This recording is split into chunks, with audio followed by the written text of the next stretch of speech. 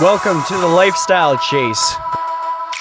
This podcast features high performers who have found a way to live their best life while balancing their health, wellness, friends, and family. Proudly hosted by me, Chris Little. Without further ado, let's get started. Welcome to episode 22 of the Lifestyle Chase with the one and only Ryan Jones. How are you doing today? Yeah, not bad. Doing pretty good. Weather's pretty Vancouver-like over here today, so a little gloomy and gray, but all in all, not too shabby. Sweet. So, take us through your day today. How did it unfold? Yeah, it's funny, when I was listening to your other podcast and you were asking all your guests the questions, I was actually amazed that they were able to put together a daily routine, because my life is broken up into kind of three different little mini lives, I guess. You got your out of season, your in season, and your in season day off. So I guess first my in season today was a day off, and it was my son's birthday actually yesterday. So we had a birthday party for him this morning. This afternoon. So he got dropped off at school this morning, and then I did a little shopping with my mom, who flew over a couple days ago. Picked him up, went to a little jungle gym, chased 8 to 10 kids around, and now we just come home. We try to get them to relax after a bunch of cake and sweets and juice, and get them down for bed usually around 7:30, 8. And that's my wife and I's kind of quiet time. That's our time that we take to enjoy each other and try to get back to a normal equilibrium. Totally. How about let's go through a day where you're playing a game in the day or whatever. Like, how does that day play out? Do you have like a pre-game routine? Do you wake up a certain way? Yeah, for me, it's sleep as long as I can. I've my wife's an absolute angel, so she wakes up with the boys on most days. It's a little different here where we skate at 9:15 in the morning, so I'm usually up about the same time as them. We get to the arena at about I'd say 8, and then it's just coffee with the guys, try to solve a few world problems while we're waiting for pregame skate. Go out for about 30 minutes, get a sweat on. And by the way, pregame skate it's the most ridiculous old school routine ever. It needs to be just gotten rid of. But go out for 30 minutes, just to putz around, come off, solve a few more world problems, and then it's a pregame meal with a few guys, back for nap. I usually try to do somewhere between an hour and 2 hours, kind of depending on how my sleep was the night before. Then I'm up, I grab a bowl of Lucky Charms, just because I always have. Head to the rink, try to get there about 2.5, 3 hours early, and it's tape and sticks, mixing your drinks, your supplements together for the game, a little 2-touch soccer, and then getting after it. Nice. So, as a kid, what was growing up and playing hockey and balancing that with life like?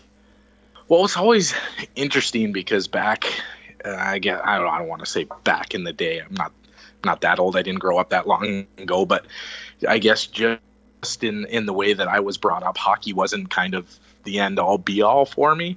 I loved it. I played it a lot. I always was doing the road hockey and other stuff, but my parents were always huge advocates of doing other sports. I grew up, my mom's a big gymnast, so I grew up in gymnastics until I was probably 6 or 7, playing soccer, playing baseball. That didn't last long. Baseball was too boring. I played volleyball until I was 19. And so it was, yeah, it was kind of playing everything. And I think for me, that was huge because just the motor skill learning that you get with, being kind of a multi-sport kid, it's so advantageous compared to nowadays. You get kids that are just hockey players and that's it. And if it doesn't work out, it doesn't work out. You learn how to skate and that's it. Obviously, one out of every million players is going to be Connor McDavid, but there's a lot of kids that specialized and don't have a whole lot to fall back on. That's so true. When you were younger, did you ever see yourself being able to play in the NHL? Was that like just it was do or die, or was it just like a happy occurrence? It's weird because people have asked me that kind of all along, and I try to look back, and my parents always told me that when people asked, I would say, I'm going to play in the NHL or whatever, but I don't specifically remember that being my only goal when I was younger. I knew from a fairly young age that I wanted to go to university. So the major junior route for me was something that I didn't really pursue. And I kind of got fascinated with the American college game and everything around it. So that was kind of my first goal, and it took a little bit longer than most kids. Most kids are kind of going to school at 18, and I was, the Taco Bell drive-through boy at 18. So I took the long route to get there, but eventually it worked out, and I don't know, it just kind of all the stars aligned for me to be able to play in the NHL and to get to do what I do, and it was kind of weird looking back, but everything just kind of fell together. And so, like, you went to school while you're ramping up to get to the NHL, right? So, like, do you have like a degree or? Yep. So I went to school. I graduated with a kinesiology degree and a business management minor. So I went all 4 years, and then I came out of Miami University, signed with Minnesota, traded to Nashville. Yeah. But that's like, I like that approach. Yeah, so that's like the more sustainable way of having a career, because you never know what'll happen, and we'll allude to that later, obviously. But it's such a responsible way to progress through a professional sports career. Yeah, exactly. And I think that at least with Canadians, when you have this major junior opportunity, there's such a push for kids to, at 16 and 17, just, okay, are you going to play hockey or are you not going to play hockey? There's no, we don't, as Canadians, allow kids to mature enough to allow them to make an educated decision. And you know how you were, and I know how I was. At 16, somebody's like, okay, do you want to play hockey? Heck yeah, I want to play hockey, and then you get to 19 or 20 and somebody's like, well, do you want to get an education that might set you up at the same time? It's like, well, it's too late. For me, fortunately, for some reason, that decision was kind of made for me fairly early, and I was fortunate enough. I don't know what percentage of players that play in the NHL have a degree, but I would say it's fairly small. Yeah. And when I chose kinesiology, it was something I was like, I want to know what's going on with my body. If I do get hurt, if something is going on, I want to have some basic knowledge of how I might be able to better help myself without, at least at first, having to seek someone to do that for me. Yeah. Have you had moments where that kinesiology background did help you in your career? Like just profound moments like, holy shit, I'm glad I did that. Yeah. There's been a few things where like there's stuff going on and you're like, oh man, this is exactly what's going on. Okay, I know, and I might be able to help this out a little bit here, but most of the time it comes up when you're, like I said, solving world problems in the locker room, and someone's like, oh, this is why this is happening. You're like, well, actually, That's awesome. The other day we had a debate there. Yeah, there was a guy at the back of the bus. We were on the way to a game, and it was maybe a 2-hour bus ride, and the game was, let's say, at 4 o'clock.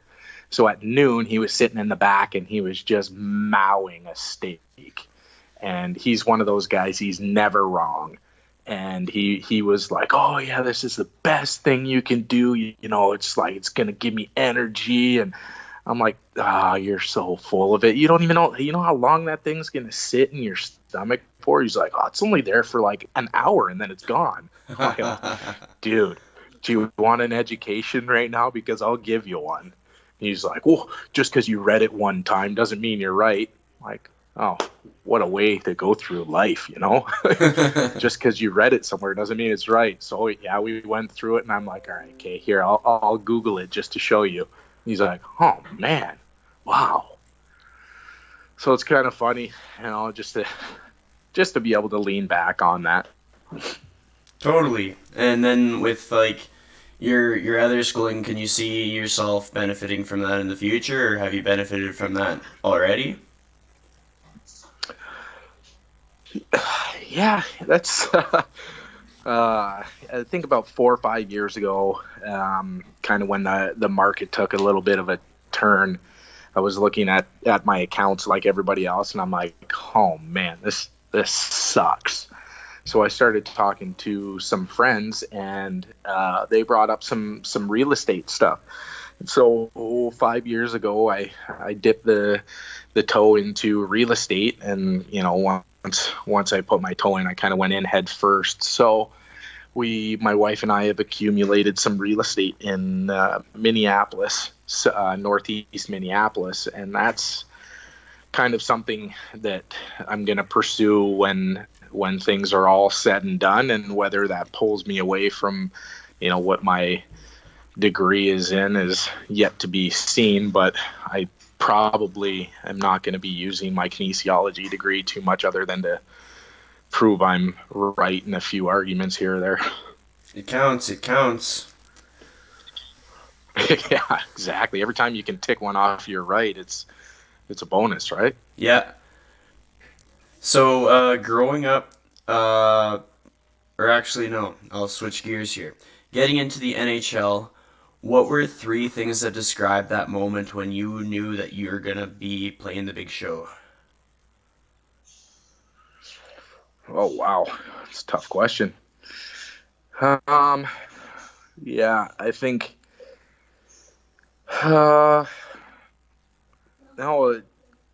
first was obviously happiness. Not just for me, but for the people who had sacrificed a lot for me to be able to play hockey. My family, my pops, he drove an hour and a half back and forth to work when I was younger, and that was all basically just so I could continue to play. So there was a satisfaction of being able to get to call him and tell him, and call my mom and call my brother, and be able to tell them that I'd made the team.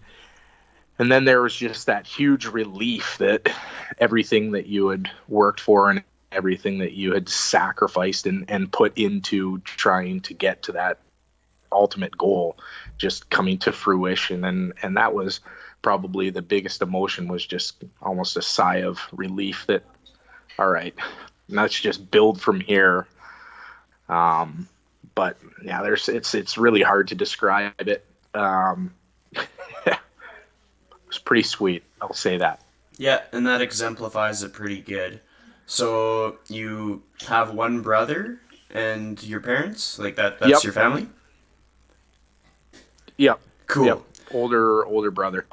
So this next question for you, you're going to describe your parents and then your brother, each one of them one at a time, and describe 3 qualities that you really admire about them. Okay. Well, we'll start, I guess, with my pop, since I already talked about him. For me, the biggest thing from him is his selflessness. My parents split when I was 7, and my mom ended up out in British Columbia. So for him, from that point on, everything that he did was for my brother and I. And to see what he sacrificed now that I'm older and I'm able to look back and think, oh man, like my father didn't get to experience this because, he was raising 2 kids by himself. That's a big eye opener, and something that at the time I wish I appreciated a little more so that I could tell him. But I try to remind him as much as I possibly can without swelling his head too much. The other thing about him is how hardworking he is. I just remember talking to him, and he has his passions, his gardening and stuff like that. And that freaking guy, he would just he wouldn't stop until it was done. The gardening, the pool, everything that he did was just 100% or nothing. And he used to always say that to my brother and I. It was just like, if you're going to do something, just do it to your full ability. At least then you can look back at it and say, all right, I gave it my all. If I didn't accomplish it, well, then I can learn from there. If I do accomplishment, then I'm fulfilling something. So did I get 2 or 3 there? No, 2. And then the other one, and I always think of this as my dad, is his chivalry. He's a guy, he's so polite. He's always opening doors for women. He's a guy who walks around the car, has to open the door.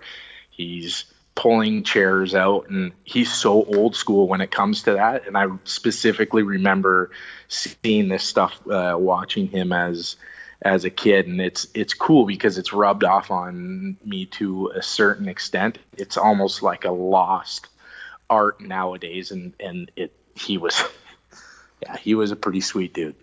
That's awesome. Yeah. And then I guess, for my mom was a police officer in my hometown, and she's tiny. She's like 5'3", and I always saw my mom as this little badass. She was tackling these like grown men. She's, taking on all these people, and she's just a half-bite little person, and at the same time, she's a marathon runner. And so, if for her, just like, I'm going to make up a word, her badassedness, and then her commitment and her hard work to her passions too. Like her marathon running is something that she's been passionate about forever.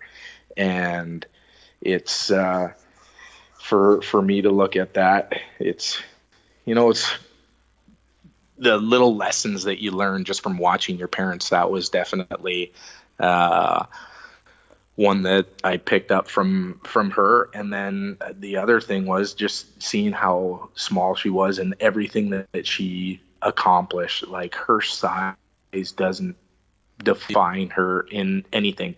She'll go into the gym and she is lifting like she's 500 pounds. She doesn't care. If you get in her way, she's like, get out of my way, and so she's just a determined person. I think I got 3 for her. Yeah, it sounds There's great. Lots for my parents, so I'd try to keep it as yeah. And then there's my brother. I mean, I guess for him, it's probably the 3 things that I learned not to do. But he made me who I am. And I didn't quite appreciate what I had in him until, again, I got a little bit older. Because him and I just used to kick the crap out of each other. It was always me trying to keep up to him because he was the bigger brother. At least for the first 12 years of our life, he was the big kid. I was a small kid. And then I hit a growth spurt, and he kind of stayed small. And it switched, but that didn't stop him from kicking the crap out of me all the time. He's somebody I wasn't. I was close in that we would play together, but then when we hit that age when you got to decide who your friends were, it was like him and I didn't want anything to do with other. So from a side, I could tell that I had his protection from the older kid, maybe in high school. But we were kind of done with each other from, say, 13 to 19. And then when he left for university, I think that's when we realized how close we really were. And we're absolutely best friends. We talk 2-3 times a week, just about everything. But the three qualities that I admire from him, his loyalty, especially with his family. He's probably the most loyal person that I know. He buys everybody from fifth cousins to nephews to whatever. Everybody gets a birthday present just because he wants them to know that he loves them, and he wants them to know that, like, he doesn't forget them. That's just. Whereas I'm, on the other hand, like, I got some cousins that I haven't talked to that I was close to when I was young, and it's just because I've grown apart from him in a sense, where he just doesn't allow that to happen. And the other thing is, he is so smart. He's a computer science guy. He works for the Toronto Star in their mobile development, and he's 100 times smarter than I'll ever be. He's talking computer code and C++ stuff, and I'm like, dude, I got no idea what you're talking about. Like, I think the number sign is a hashtag now. And I said that to him the other day. He's like, you're an idiot. I'm like, what do you mean? Isn't that what nobody uses a number sign other than as a hashtag, right? So true. So, and I guess the other thing from him is just his like spontaneity. He'll call and he'll be like, all right, I kind of want to come to Germany next week, and he'll just up and do it. You know, he's created a job for himself, and which allows him, but also, you know, that takes a little bit of guts to be able to do that. I'm more of a, like, kind of have to schedule everything and set things up, whereas he's just ready to up and go. Whatever he thinks is fun, he's ready. That's awesome. The second part of this is thinking about yourself and, like, how you'll raise your offspring. What are 3 qualities that you would take from, like, your parents and your brother and implement into your kid's life?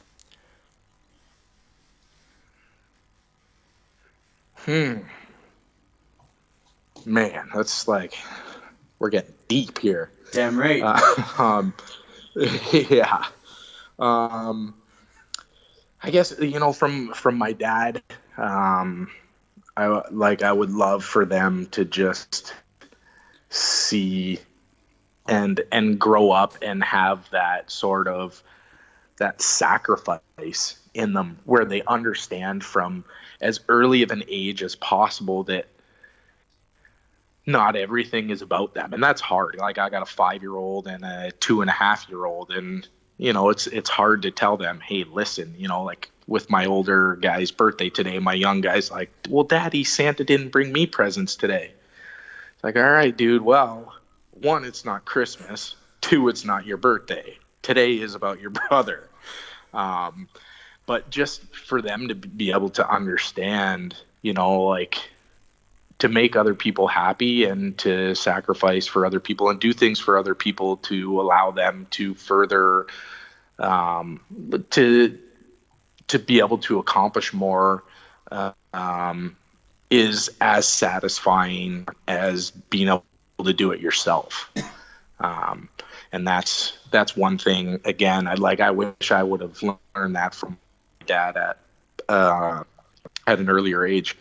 You know, from my mom, other than her sick aerobic capacity, you know, like, hopefully they get her what I call badassedness, just this, you know, don't let anything stop you. If you want something, do it.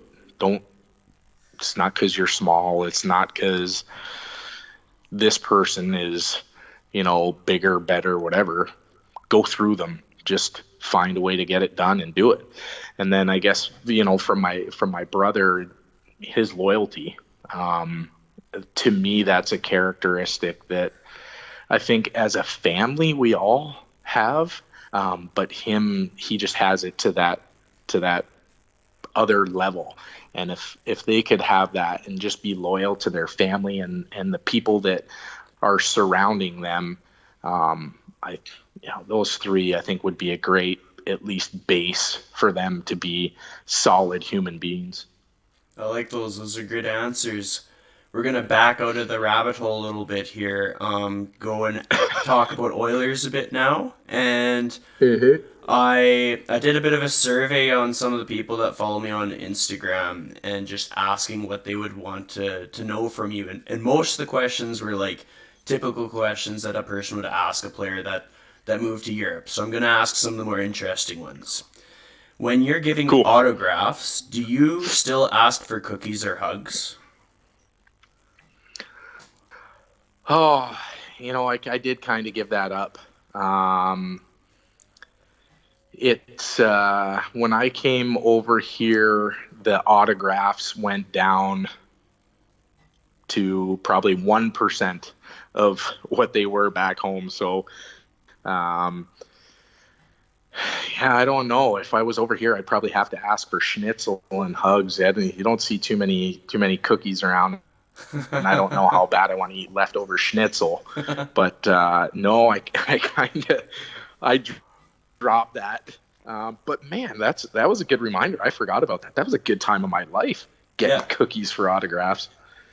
Well, it's neat. I have access to a lot of your biggest fans, and like even myself, like when I was following the Oilers, when you were playing for them, you were my favorite one. It was just your ability to relate to your fans. And honestly, when people interviewed you, I was always laughing. It was just like, this person is real. Whereas like you get some of the top draft picks and they're full of themselves, and nobody wants that. Yeah, that was one thing. Like I don't know where I got it from, and I probably got it from my parents. And it was just the acknowledgement that everybody is human, and everybody has the same basic wants and whatever. And just because I was able to accomplish getting to the NHL doesn't make me better by any means than any other person in the world. I just, and I to a degree, I get annoyed talking hockey with people who are like, oh yeah, I was supposed to be in the NHL, but I rolled my ankle and the coach hates me. I'm like, yeah, like that's 99% of Canadians. But at the same time, there's a certain degree of that's the truth. And in my education and stuff, you learn about this self-fulfilling prophecy and all that stuff. And you're like, man, what if I was just on the right side of that prophecy? What if I was just the kid who was getting the extra attention and not necessarily the most skilled kid? What if Joe Smith was supposed to be that kid, or he was a better hockey player? He could be here and I could be a fan. So it's just, I always put myself in that situation. I was like, interact with people like you're equals because you are. That's a good rule to have. I think that's something that I can really relate to. Like, just be a human being. Yeah, exactly. Like nothing. And there's a lot of really, really good people in the NHL that I've come across, but there are some jackasses too, and that's hard. And those jackasses give kind of the majority of guys a bad name. So I think for me, it was really important just to be relatable, because, like I said, you're maybe one coach away from not being there. Yep. So one of my cousin-in-laws still has your jersey, so he was pretty pumped about you. And I know quite a few people are still wearing your jersey at Rogers Place today. Like, you'll go to a game today, and you'll see some Jones 28 jerseys. What was your favorite thing about living in Edmonton playing for the Oilers? Oh, that's tough. That's tough. There are so many things. For me, I think Edmonton allowed me to combine a lot of my passions while living in one place. I'm a big outdoors guy. So for me to be able to in my spare time. I didn't have any kids at the time to go sit in a deer stand and just enjoy that peace and quiet with no expectations and no stress. That was huge. If I didn't have that at that point in my life, I don't know how things would have turned out. Obviously, the hockey was an insane benefit of living in Edmonton. There isn't much for me to complain about in my time there. That's for sure. But I would have to say the best part was just being able to combine a lot of stuff that I loved, having it all in Edmonton. Yeah, and that's a good answer, and it's a perfect segue because my oldest brother, he actually hunts quite a bit, and like when we would discuss like which player's jersey would you get kind of thing, and he was always, I could go for a Jones jersey. He hunts. I think he's good shit. So what are 5 things that you enjoy thoroughly about going hunting? Like what are like the things that are non-negotiables, things that really mean a lot to you? I mean that peace and quiet. That's the biggest thing. I sat in the stand a lot of hours and didn't see animals and was just happy to be there. I'd be lying if I said that the expectations and the stress of playing in Edmonton didn't weigh heavy on me at times, and that was something that allowed me to kind of be away from it. Being able to provide for your family, and it sounds weird in the time that we're in to say that, because you can go to the grocery store and you can buy your family whatever you want, but knowing that if something was to happen and that wasn't there, that I would be able to provide. The art of processing, I don't want to sound like Dexter here, but it's almost like an art to be able to take a deer that you harvested and hand your friend a pack of deer jerky. He's like, "Oh, dude, who did that?" And you're like, "Homie, I did that. Like I made that. I threw it on the smoker or whatever. There, damn, that's good." Like that's pretty satisfying to hear that. The camaraderie that comes with hunting. That Steve McIntyre was a guy that I hunted with quite a bit. Louis DeBrusque, I hunted with a lot. My relationship with Louis developed out of hunting, and that's something that I cherish a lot. Louis is a guy that I talk to still to this day, and I love the conversations that we have. Louis is a down to earth guy. He's always got me laughing. There's the guys that I met up in northern Edmonton. Sorry, one sec. My 5-year-old's coming to give me a hug. I love you.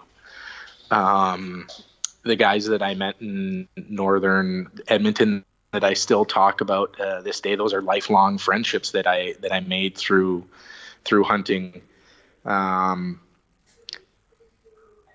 Did I get 5? You're close enough. If that's all you got, I'm good with that. Yeah, I mean, there's so much. I feel like I combined everything into one. And I guess for me, the other thing is, and again, not to be too Dexter-like, but to be intelligent and strategic enough to be able to harvest an animal in their own environment. A lot goes into it, and I understand people on the other side that are, let's say, against hunting. I can understand that, and I respect their opinion for sure. But for me to look at a map of a property of land and be like, oh man, there's 300 acres. Like, where am I going to sit? Where the hell are these deer going to go? And when a plan kind of comes together, it's a great feeling. That's awesome. Those are really good answers. And you even did another awesome segue. When it comes to playing in Edmonton, what's the hardest part, particularly when it comes to media coverage? Yeah, I think it's you just said it's the media coverage, and it's the fan pressure.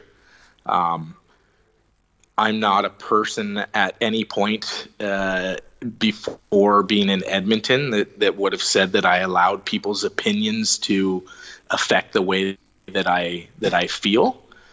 And then, I started getting into Twitter. I thought it was another way for me to interact with fans, another way for me to be kind of that down-to-earth guy that I like to be. And for every 5 positive comments, you'd get 5 that were like, Jones, you suck, you're a piece of shit, and it's just like, it's hard to read through that, to get to the positive ones, to interact with the positive fans without having that affect you to some degree. And by the time that I left Edmonton and had deleted Twitter, it was too much for me. I couldn't handle it anymore, and I'm actually glad that I acknowledged that and got rid of Twitter. I thought it would be hard, but looking back, it's probably the best decision that I ever made. Was to get rid of Twitter and not allow those people to have an impact on my emotional state. And that's profound, because I don't think anybody's ever actually called out the fact that hockey players, they're professionals, they get paid a lot, but they're still human beings, and if you talk enough trash to them, that's going to affect the outcome of their play. For sure. And you have guys like, for example, that Paul Bissonnette, guys who can handle that and just say, hey, F you, look at your nose. Hey, F you. Like, I checked out your girlfriend. She's ugly. She's a 2. Well, that's not me. I'm not, somebody says something to me, I'm not going to go and dig into their history to try to belittle them more. I do think the dehumanization of athletes in general is something it goes on all the time, and it's sad. People talk about this cyberbullying now. It happens on a huge scale all the time to professional athletes, and you're expected to look at it and just look past it. And I don't want to be this soft guy to say it, but if I went to anybody's life and 5,000 times a day just was in their ear and was like, hey, you're a piece of shit. Hey, what you just did was stupid. Hey, by the way, this young guy is better than you.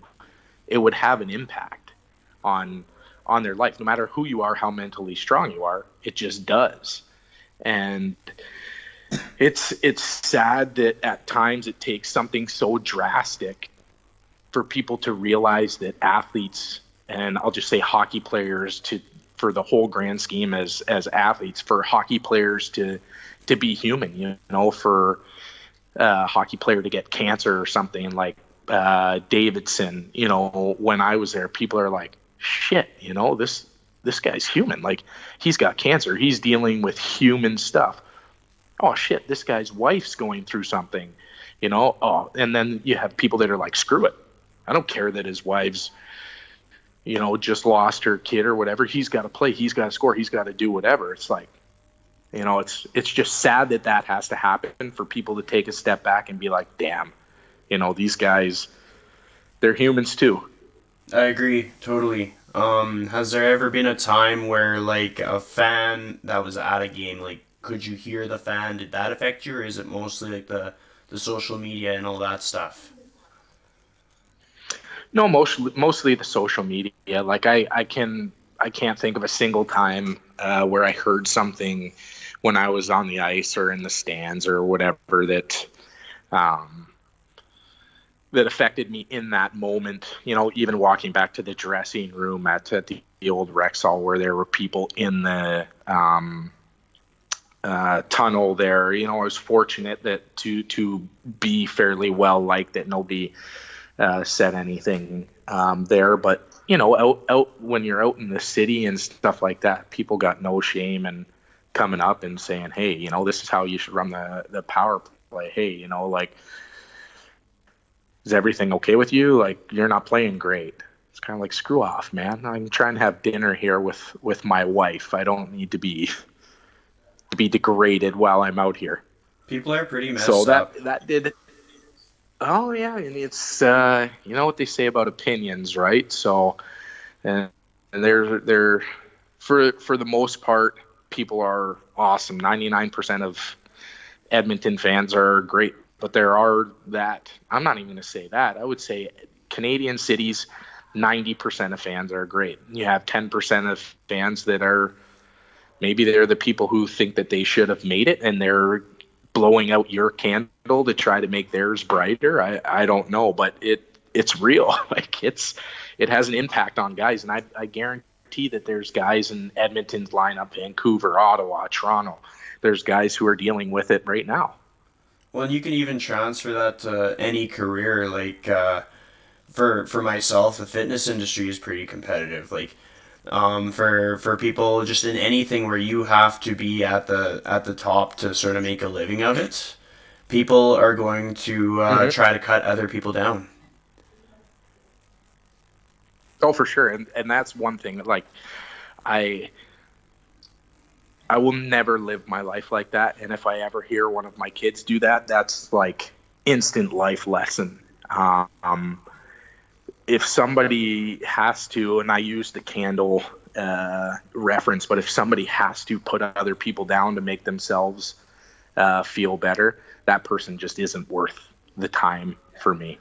Agreed. And I understand critiquing people and constructive criticism's awesome. I mean, how do you learn? How do you get better without constructive criticism? But there is a definitive line between putting somebody down for the sake of making yourself look better and putting somebody down or critiquing them to build them up. Um, that's very very evident, and yeah, I that's one of my life pet peeves is people who do that. Yeah. So as far as obstacles go, what was the toughest part about the lockout for you?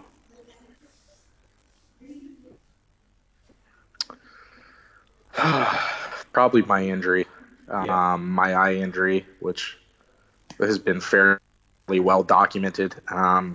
For the most part, the lockout for me was cool. I had some offers to go play in Russia and to play elsewhere, but my wife was pregnant with my first child at the time. I didn't really want to leave her, and I wasn't really sure at the timing of when the lockout would be done, nor was anybody. But I got to hunt a lot. I got to be kind of a normal person in Edmonton at a time when normally I wouldn't be going out on the too much.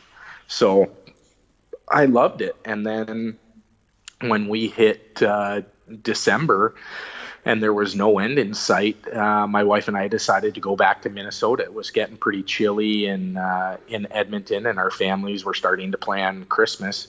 So we decided to head back to Minnesota, and I was skating with a really really awesome group of NHL guys at the time with phenomenal skates and training and all that. And then New Year's Eve it was. I took the puck to the eye in training, and that kind of sent the career in a different direction. But yeah, if I would have just thrown a visor on, yeah, if I would have just worn a visor, who knows? But you can't look back on that stuff. But it's a good lesson. Like as much as it sucks to be giving out lessons to people, that it speaks to the importance of, hey, like throw your ego to the side, put on a visor, because like fluky shit happens. Yeah, exactly. I look back now and I'm just like, I mean, what was I not wearing a visor for in the first place? I didn't fight much until after the accident, and the only reason I was fighting was to try to stay in the NHL. I had maybe four fights before that, and the guys that I was fighting all had visors on anyway. So who am I trying to prove that I'm tough to? Was it to look cool? I don't know. Was it superstitious because I was having good years with it off? Maybe, but yeah, it was dumb. And now I'm glad that rule's in. It's so much better. These guys can hopefully avoid what I went through. But at the same time, that injury led to some other awesome opportunities, like coming over here. And as weird as it is to say, looking back, I wouldn't change it.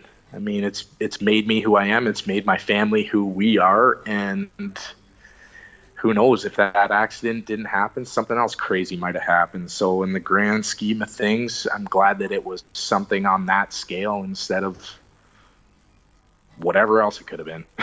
Agreed. And like, I think what I look for in a guest is like somebody that can actually just roll with the punches. Because shit's gonna happen to people. Like, people are gonna have things that happen to them that's tough to work with. And to have like these coping strategies or positive attitudes to actually move forward is empowering for us, makes us better people.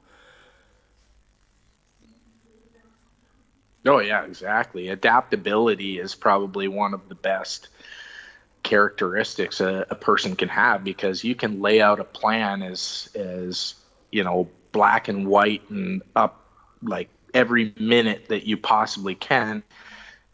is there's going to be a wrench thrown in there at some point, and if you can't adapt, you're screwed.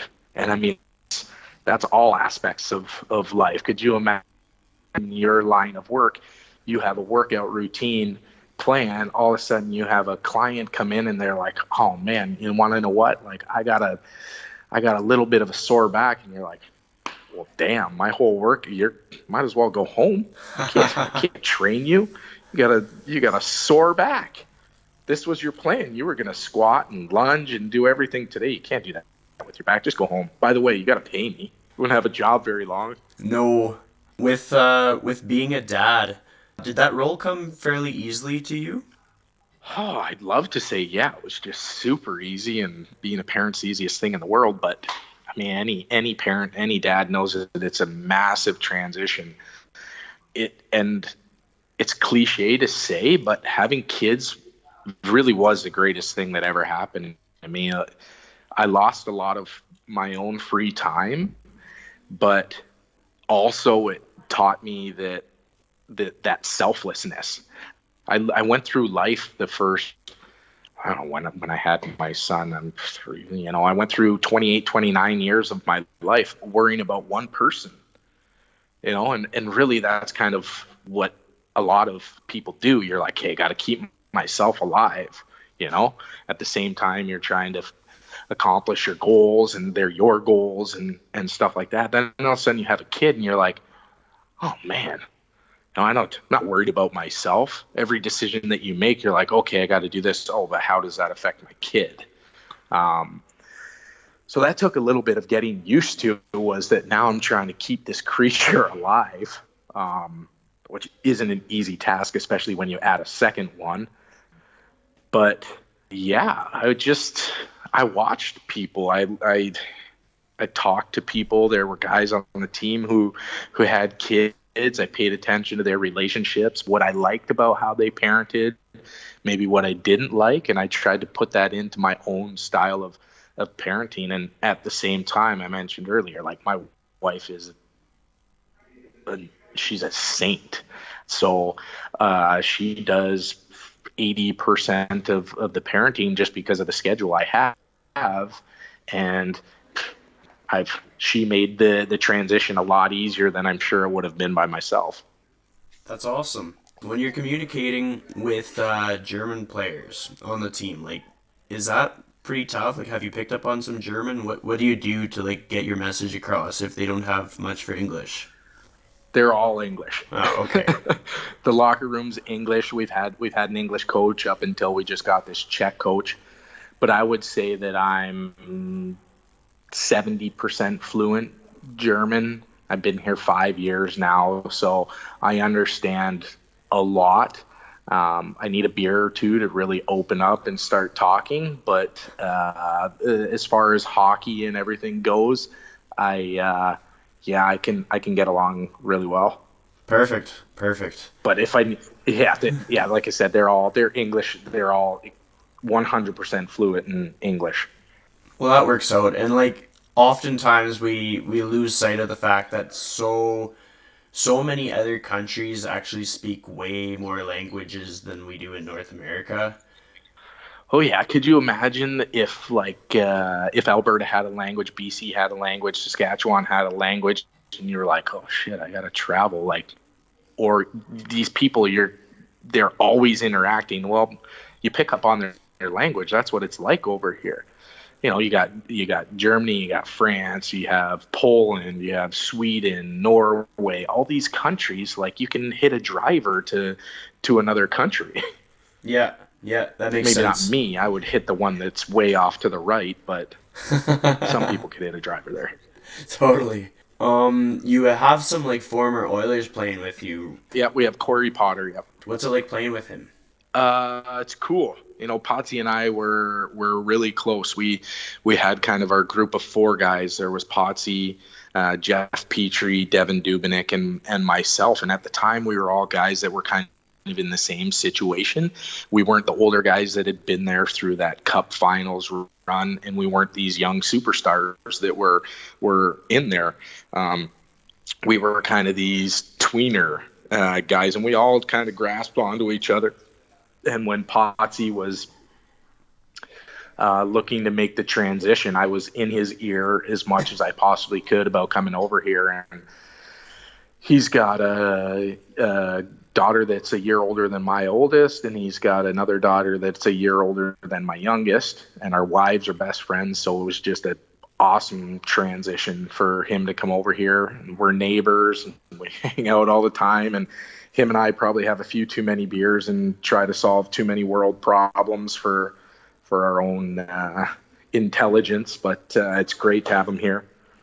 That's and then awesome. I forgot we have Pinzado too, who spent a little bit of time in Edmonton. He's unfortunately been hurt a bunch this year and hasn't been around the group as much as he would probably like, but he's a solid cat. He's tough as nails. Scares the shit out of a lot of German guys in this league, that's for sure. So, what was it like to have like the boys from Edmonton come for that exhibition game? It was cool. It was really cool. I think there was more put into it as far as me playing the Oilers than needed to be. I think just being able to have an NHL team over here competing. We had that German connection with Reeder and Draisaitl.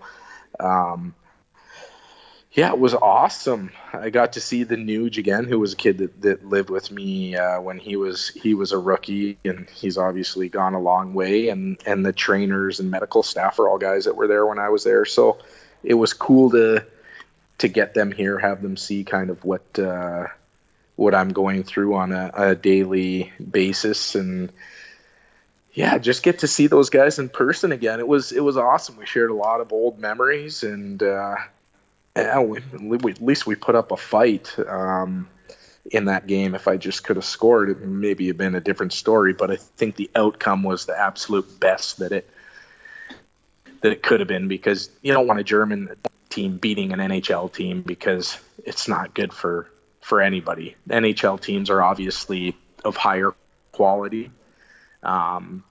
So you never want people being like, oh, the German league is as good because the Kanahaya beat the Oilers. That's not it. But for us, we were able to put up a fight, entertain our fans, and show that we do have a quality league over here. That's awesome. What was it like living with the Nuge? He was young, so he was a quiet kid. We're teaching him how to do his laundry and stuff like that. He unfortunately I couldn't turn him into a hunter, but he's a very, very quality human being. That's one thing that I could tell instantly from him, was that he was salt of the earth kind of guy, given an unbelievable skill set in the game, and he was going to be around for a while because he wasn't going to waste it. I love it. He seems like a good person. Like, I don't obviously know too much, but yeah, he seems like a stand-up guy. Yeah, he's an awesome dude. So this was one of the most common questions when I asked some of my people that were fans of you, and it was like, I thought, couldn't you come up with better questions? But this is what it was. What are 3 differences in playing in Europe versus playing in North America? Well, the biggest one is the size of the ice. And that kind of leads into a whole bunch of other differences. But, there's a lot more time and space. You add a few meters to the width, and it totally changes the distance behind the net and outside the dots. It just changes the dynamic of the game. And I think people saw that when Connor was here. Connor loves to play on the walls, and he can beat people wide and then cut to the net. But here, when he was on the walls and he was trying to cut to the net, that was a whole nother, say, 10 meters where our defense know that they just have to stay on the dot line and ride him back, and that doesn't allow him to get to the net. And without a doubt, he would learn the game extremely well and use that extra space to his advantage, but not in the one time that he had it. It was just way too much space. It's less physical. I think that has to do with less space too. More space. Guys, just it's another 2-3 strides to hit someone. You're out of position. It's not part of the game over here. Add that to fighting. We might see 3-4 fights a year, and it's mostly just North American guys fighting each other. And then the other thing is the crowd.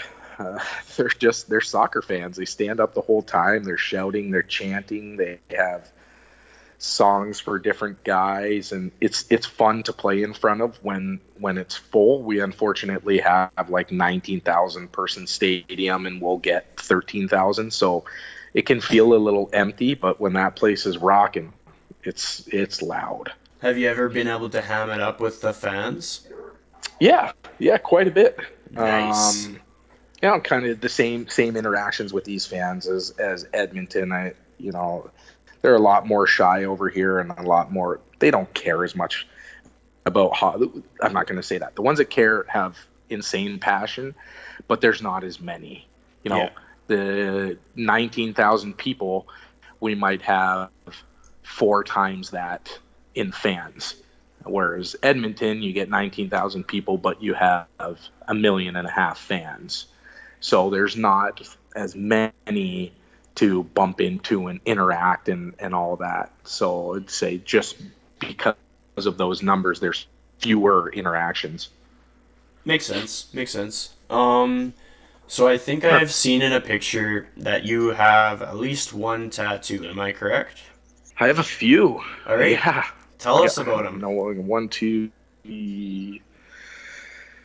Oh, yeah,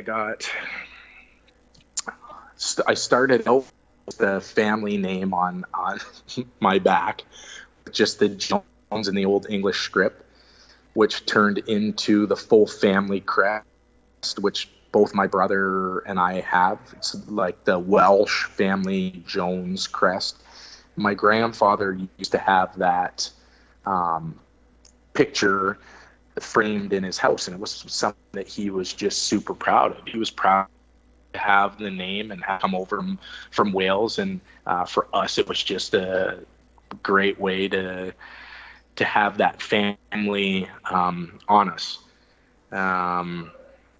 Let's call it a half sleeve. I call it kind of my Christian sleeve. I got a cross with wings, and then Matthew 17:20 scripture underneath, because I know you're going to ask me what it is. It's the mustard seed quote, and if you don't know what that is, then it's because you have so little faith. I tell you the truth. If you tell this mountain to move from here to there, it will. Nothing's impossible for you. And that's my favorite scripture, just because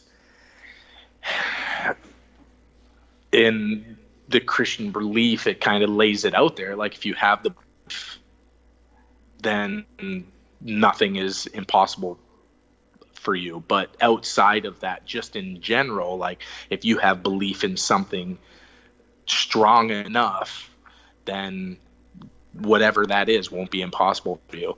And I try not to push too much religion, but I have that tattoo just so that when people see me, if they see me in a short sleeve or whatever, they understand that I have those beliefs in me. And then I have 2 ankle ones. I have the Trinity, which is the 3 phases of God, Father, Son, the Holy Spirit. Left ankle is the ichthus fish. That's the Jesus Greek fish.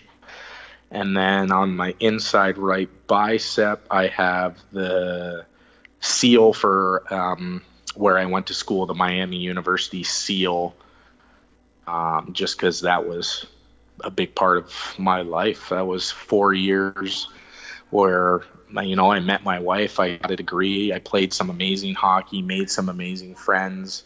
Um, so yeah, I think, that's all of it. That's awesome. And it actually ties into like Yeah. something that inspired me when I was younger and looking to get a tattoo was I thought about some of the people that I looked up to, and you were one of them. So that's an exciting part of you being on my podcast. But I had seen your tattoo with the script on your arm, and it's cool because I couldn't really make out what it said. But ironically, what I got on my arm, it's Mhm. not the same thing. I'll pop that balloon right away. But it's a Terry Fox quote, and it's "I know that you Cool. can do the impossible." And just hearing what yours said, I was like, "Holy shit!" Like I got it close. I was close. And just to make it look cool, I got it done Yeah. in the Elvish font, but just English writing, so it just has that like look to it. But neat. Yeah. That's awesome. I think for me, tattoos have always been like, one, they're a reminder to yourself, but also it's to show people without everybody having to ask you all the time what you believe, what drives you, whatever. That kind of shows them a piece. And if they see your tattoo, they're like, holy, that's one motivate mofo. Like, this guy, he's got some heart. Yeah, and I really respect like your reasoning and your choices for your pieces. So that's awesome and like a fun fact that a lot of fans might not know about. Yeah, I don't usually peel my shirt off around too many fans. I don't want them to think that that's what hockey players look like. Yeah, no, that's fair. Very very fair. All right, so we're going to the finisher question, and I'm sure you've caught on what it is. Are you ready? I'm ready. So, if you were to give one piece of advice to our listeners on how to authentically live your life to the fullest, what would that piece of advice be? Oh, I guess for me, it would be. Oh, I want to know what I was thinking. I've heard it before on your podcast, but I would have to say just to be you, but not only be you, but be the best you. Um, don't allow other people to push you in a direction that maybe you're not wanting to go. Um, it's For me, it's totally okay to allow people to help you and push you in a direction that's going to make you a better person. But when you truly believe something and when you truly want something, don't allow other people to influence you in a way that isn't in line with what you truly want. Um, and at the same time, while you're doing it, do it to your complete fullest. So that at least when you look back, you can say, I gave it my all. I failed, but I know that I failed in doing everything that I could, and that in itself, I, I can't stress enough. I failed a lot in life, but as long as I can look back at those circumstances and say that I gave that my all, I can live with that. The scenarios and my biggest regrets are always situations where I maybe didn't push myself to the extreme that I know that I have and failed, because those what ifs, they eat away at you, and sometimes they define who you are when things are all said and done. So yeah, be you and be the best you. That's awesome advice. Thanks for joining me today, and have a good one. Yeah, you too. Thanks. Yeah.